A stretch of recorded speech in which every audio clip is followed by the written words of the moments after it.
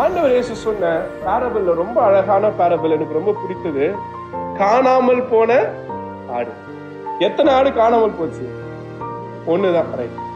இப்ப பிரச்சனை யாருகிட்ட? காணாமல் போன ஆடு கிட்ட தானே. இதுதான் இந்த சமுதாயத்துல இருக்க பிரச்சனை. எப்பவுமே விக்டிமை பிளேம் பண்றதே நம்முடைய பாலிசி. நான் ஒரு ரீரீடிங் பண்ணணும்ன்ற. இங்க பிரச்சனை காணாமல் போன அந்த ஒரு ஆட்டுக்கிட்ட இல்ல.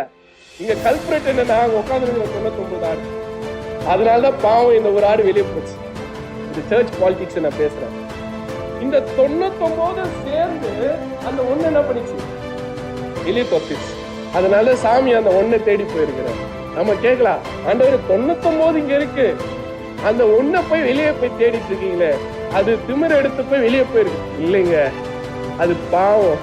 இந்த 99ல அதிகாரம் நிறைந்தது, பணம் நிறைந்தது, வலிமை நிறைந்தது, கொழுத்தது, செழித்தது எல்லாம் சேர்ந்து அந்த ஒண்ணு என்ன பண்ணிருக்கோம்? நசுக்கி. அப்போ இங்க பிரச்சனை மெய்ப்பன் இடத்துல இல்ல, இங்க பிரச்சனை மந்தை இருக்கு. இந்த 99 சரியா இருந்தா அந்த ஒண்ணு வெளியே போவே போவாது.